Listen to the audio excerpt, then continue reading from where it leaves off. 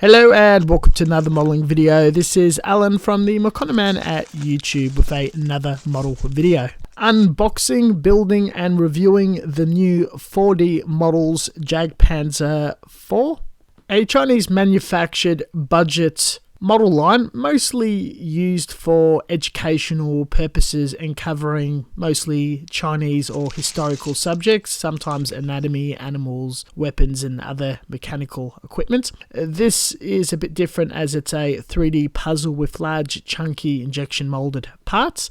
The most tedious part is laying all the parts out and sorting them out. The box only contains the parts of the model and 2 rubber tracks. Other difficulties include that the instructions are on the rear of the box and the image is pretty tiny and hard to decipher the numbers and order.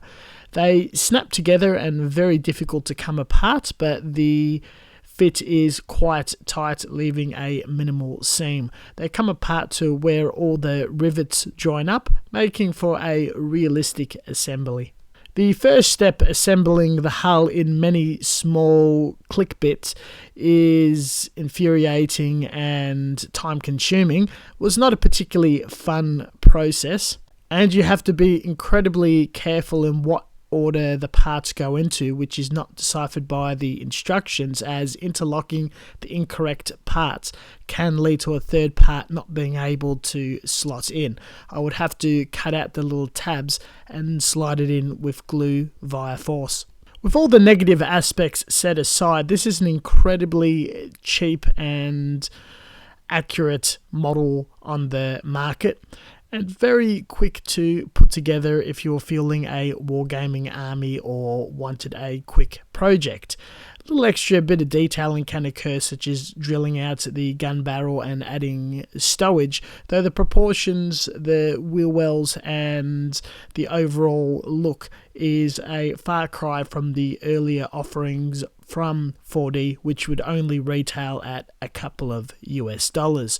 This is double the price, though stands up to other scale models, especially in the 72nd line, quite well. Unlike the box art, I was disappointed that the muzzle brake on the cannon was not replicated due to simplicity of the moulding process. Kit bashing or fashioning a new one would not be difficult, but I kept to a clean muzzle. The detail is very chunky and components are well defined, leading to a very fun hand painting experience, even though the whole tank is shoddily pre-coloured with a 2-tone camouflage and no finer detail. Though anyone building it would be putting their own extra personal touches and finer details if they would wish for a diorama or general model look. It is very sturdy and difficult to come together, making it an ideal children's toy, as it would not break easily due to the thickness of the ABS plastic. I utilize super glue to permanently stick it together, especially with the rubber tracks. They stretch on well enough on the wheel wells, but with glue they can sag a bit and be more permanent. There was a couple of seams in the adding of the top part of the tank compartment onto the hull, and this is just sorted with a little thickened putty. Nubs do exist and may interfere with the snap fit function. These are all filed away. Being away from my home studio, I only have access to basic tools and paints. I utilised the battery-powered wireless APR 150 airbrush with watered-down automotive filler primer. I filled the entire vehicle with no issue to look for any faults or sinks.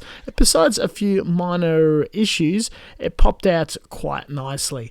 This was filled with further putty and sanded again.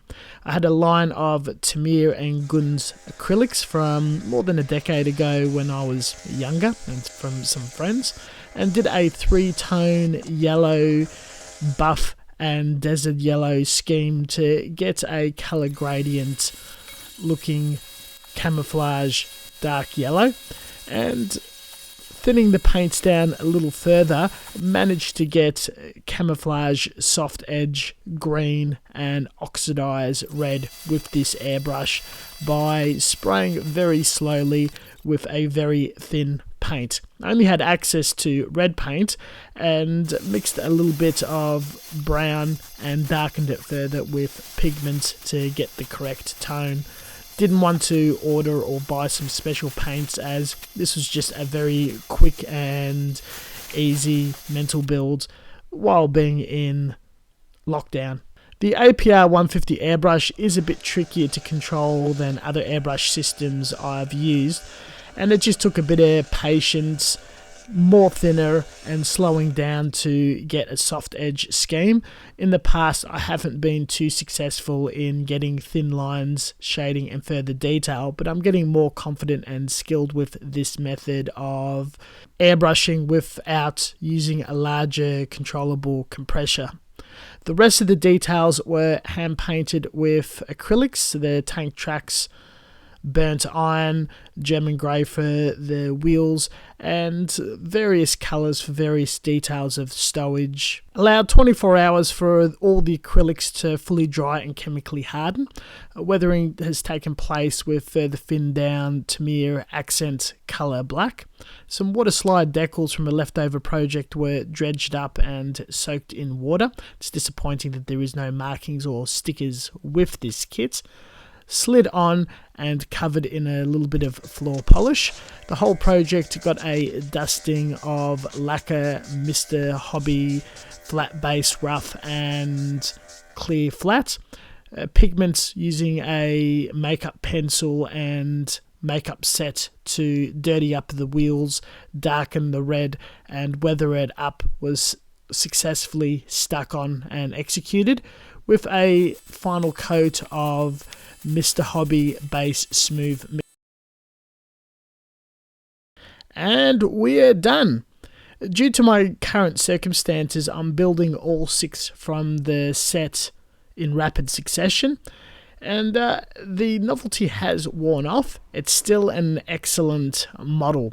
There is a couple of historical issues with it if you wanted a true accurate representation of this armor in history, but for a casual builder, a kid or a wargamer, this project is absolutely perfect. As I'm looking for something fun to do and I'm happy to do a little modification and playing around, I didn't mind building it and reviewing it, especially since I am carrying this line in my hobby shop, the Salt Mines. Ideally, being such a cheap project, it is ideal for testing new methods, techniques, paint styles, or practicing airbrushing, which I definitely did with the APR 150 battery-powered airbrush, and feel I've improved significantly with that model, from just colouring in projects to shading and freehanding camouflage, which can be difficult for some with even a fairly advanced airbrush setup. The decals really pull this together, and with all the texture and detailing, sludge wash, weathering, dry brushing, or even if you completely hand painted this in various tones, no matter what you do, you're probably going to get a fairly wonderful finish. This model does lend itself for that. Kit bashing scratch builders will definitely love this as a chassis. I highly recommend this kit. It's a fantastic line, and I'm very happy with my finish that I've performed on this. Thank you very much for watching, and as always, until next time, stay tuned for further content. Catch my description section for links to sources, references, and whatnot. I've got social media accounts on Facebook, Twitter, Pinterest with other works and updates, and we'll see you guys for the next video. Thank you for watching, and see you later.